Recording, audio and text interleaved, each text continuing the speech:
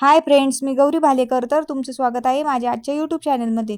तर इथे ब्लाऊजला छान असा बाहीला गोट आलेला आहे. तर तो गोट न काढता आपण बाही कशी जॉईंट करायची हे मी आजच्या व्हिडिओमध्ये तुम्हाला सांगणार आहे. तर तुम्ही हा व्हिडिओ शेवटपर्यंत पहा आणि आपल्या चॅनलला लाईक, शेअर, सबस्क्राईब करा. तर अशा पद्धतीने मी अस्तरवर बाही कट करून घेतली आहे आणि मी बाहीला पुढच्या भागाचा आकार पण देऊन घेतला आहे. तर मी अशा पद्धतीने पूर्णपणे फिनिशिंगमध्ये बाही कट करून घेतली आहे. तर अशा पद्धतीने या साडीला म्हणजेच ब्लाऊज पीसला खालच्या बाजूने गोट आलेला आहे. तर तो पूर्णपणे गोट आपण फिनिशिंगमध्ये बाहीवर जॉईंट करून घेणार आहे. काही वेळेस बाहीला लेस पण येत असते, पण ती लेस किंवा गोट आपण न काढता पण फिनिशिंगमध्ये बाही ही तयार करू शकतो. तर तुम्ही हा व्हिडिओ शेवटपर्यंत पहा. तर हा गोट पूर्णपणे पॅक बंद आहे. तर तो गोट आपण न काढता बाही त्यावरती जॉईंट करून घेणार आहोत.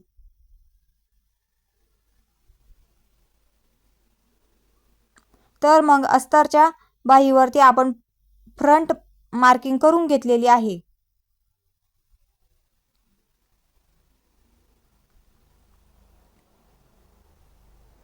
तर मग अशा पद्धतीने आपण दोन्ही बाहीवर फ्रंटची मार्किंग करून घेतलेली आहे.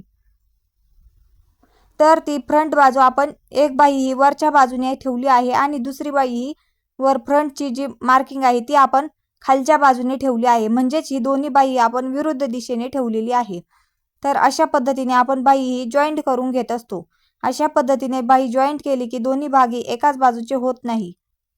तर आपण त्यावरती खालच्या बाजूने अर्ध्या इंचावरती टीप मारून घेणार आहे. म्हणजेच आपण बाही कट करताना जितकं मार्जिन ठेवलं होतं त्या मार्जिनवरती आपण खालच्या बाजूने टीप मारून घेणार आहे. तर अशा पद्धतीने मी इथे अर्ध्या इंचावरती टीप मारून घेणार आहे. आपण बाही कट करताना प्रत्येक वेळेस 1 इंच एक्स्ट्रा मार्जिन ठेवत असतो. तर त्यामध्ये अर्धा इंच ही खालचे पट्टी फोल्ड करण्यात जात असतं आणि अर्धा इंच हे शोल्डर पाशी जॉईंट करण्यात जात असतं. तर अशा पद्धतीने मी इथे अस्तरवरती अर्ध्या इंचावरती कापड फोल्ड करून त्या ठिकाणी टीप मारून घेणार आहे.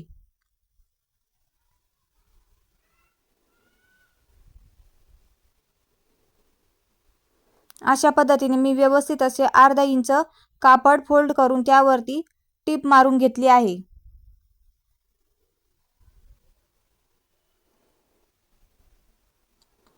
तर अशा पद्धतीने आपण दोन्ही पण बाहीवरती अर्धा इंच फोल्ड करून टीप मारून घेतली आहे.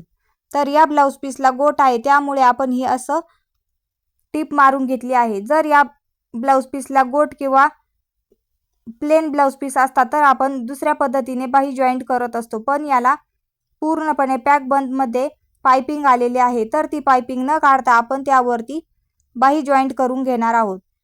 त्यामुळे बाहीला खूप छान असा लुक येतो. तर अशा पद्धतीने ही अस्तरची बाही आहे ती आपण व्यवस्थित अशी ब्लाऊज पीसच्या कापडावरती ठेवून घेणार आहोत.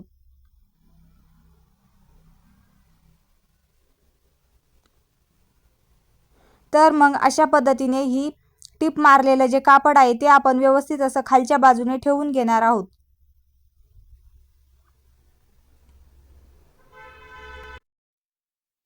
तर अशा पद्धतीने आपण जी अस्तरची बाही फोल्ड केलेली आहे ती आपण ब्लाऊज पीसच्या बाहीवरती व्यवस्थित अशी फिनिशिंगमध्ये ठेवून घेणार आहोत आणि त्यावरती आपण टीप मारून घेणार आहोत. तर अशा पद्धतीने आपण दोन्ही कापड एकमेकावरती ठेवून ज्या बाजूने गोट आहे त्यावरती आपण फिनिशिंगमध्ये टीप मारून घेणार आहोत.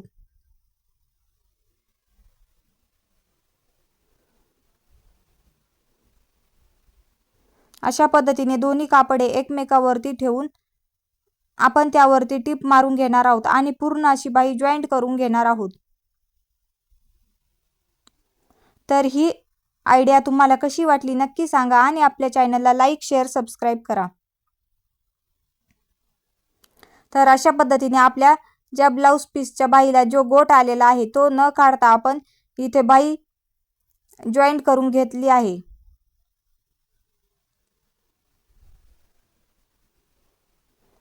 तर आपण पूर्ण बाई ही व्यवस्थित अशी जॉईंट करून घेणार आहोत.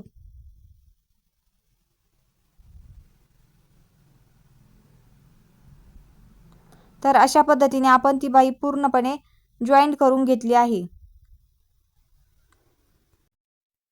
तर मी मागच्या व्हिडिओमध्ये तुम्हाला हेवी लेस लावून छान अशी गोल गळ्यावर डिझाईन कशी करायची तो पण व्हिडिओ मी आपल्या चॅनलवरती अपलोड केलेला आहे. तो पण तुम्ही नक्की पहा आणि आपल्या चॅनलला सबस्क्राईब करा.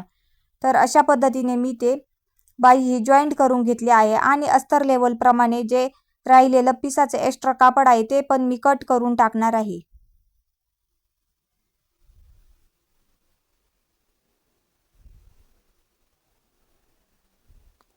तर अशा पद्धतीने आपली बाई ही पूर्णपणे फिनिशिंग मध्ये जॉईंट झाली आहे.